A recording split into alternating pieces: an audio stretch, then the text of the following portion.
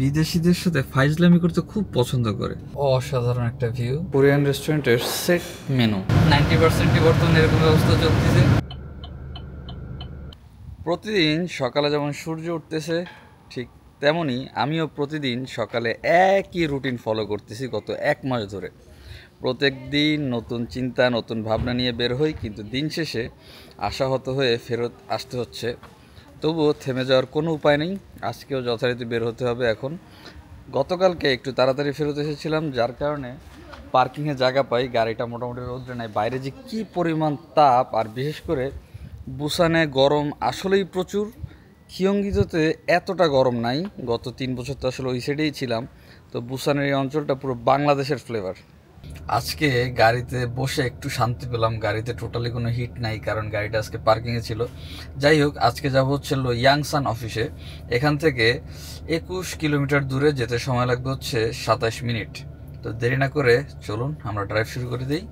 খিয়ঙ্গিদো আর বুসানের ভিতরে আমি যে পার্থক্যটা পেয়েছি তা হচ্ছে এখানে পাহাড়গুলো এবং রাস্তা, আর কি এখানে ড্রাইভওয়েগুলো অস্থির।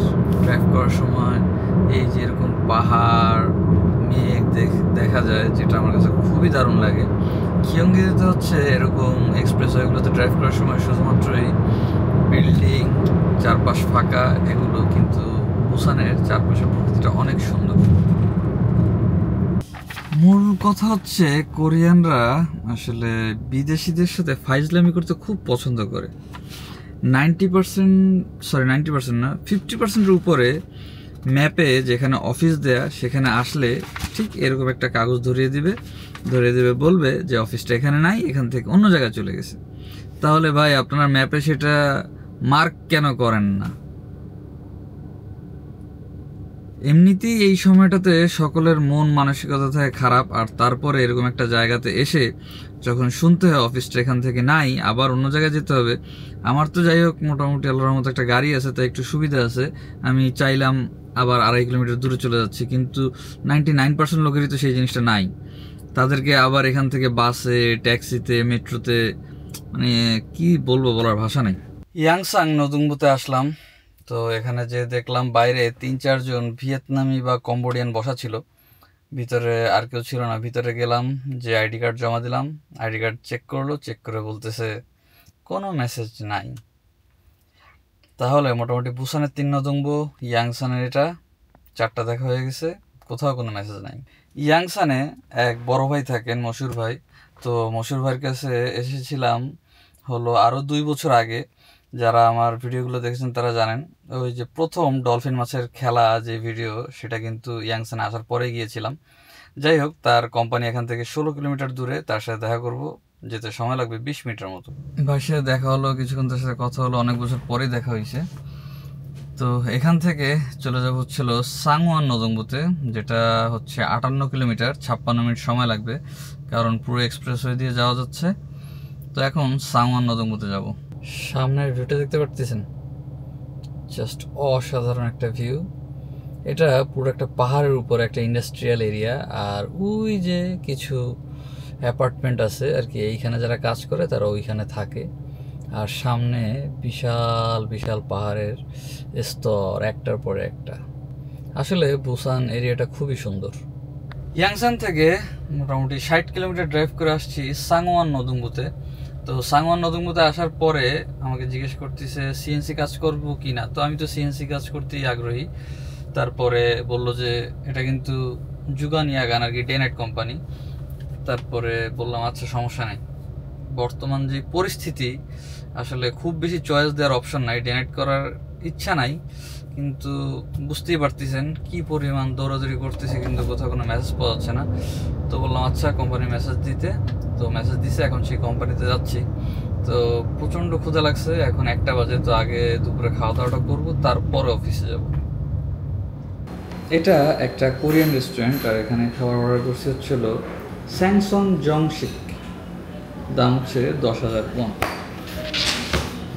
তো খাবারটা আসলে খাবো, প্রচুর ক্ষুধা লাগছে। সকালে একটা পরোটা আর ডিম পোস্ট খেয়ে বেরোইছি, এখন বেলা 1:30 বেজে গেছে। এই হচ্ছে একটা কোরিয়ান রেস্টুরেন্টের সেট মেনু। টোটাল এখানে 3টা 4টা 5টা 6টা 7টা 8টা 9টা 10টা আইটেম আছে। তবে এখানে মাছের সাইজটা ছোট আর কি, জাস্ট এক সাইড দেওয়া হয়েছে। এর আগের দিন যেটা খেয়েছিলাম সেটা আস্ত মাছ ছিল। যাই হোক, আর কথা না বাড়াই, কারণ প্রচুর ক্ষুধা লাগছে।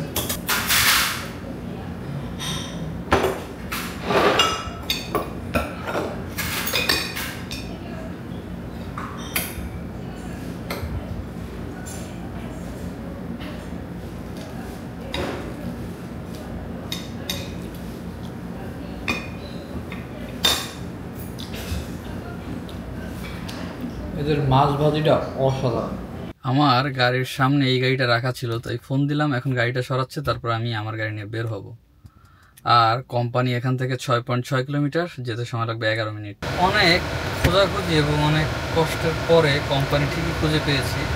কোম্পানির ভিতরেও গেলাম, আর কি বিশাল কোম্পানি আর কি, কয়েকশো না, টোটাল শুনলাম নাকি পুরো কোম্পানির কর্মী সংখ্যা 1000-এর উপরে।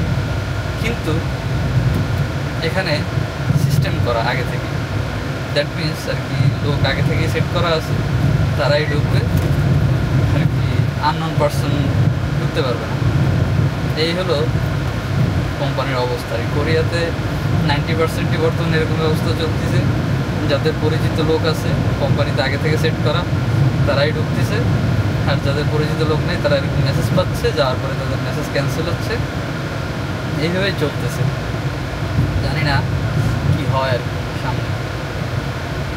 এখন বাসায় যেতে আর কি 70 কিলোমিটার আবার ড্রাইভ করতে হবে। তো মোটামুটি গত কিছুদিনে নিজেকে ট্যাক্সি ড্রাইভার মনে হচ্ছে। যদি ট্যাক্সি চালাইতে পারতাম তাহলে হয়তো আরও অনেক বেশি ইনকাম হয়ে যেত।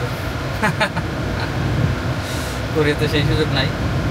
প্রতিদিন মোটামুটি অলরেডি আজকে সকালে বের হয়েছি, 130 কিলো চালানো হয়ে গেছে, এখন বাসায় যেতে আরও 70 কিলো, মোটামুটি 200 কিলো ড্রাইভ হয়ে যাবে।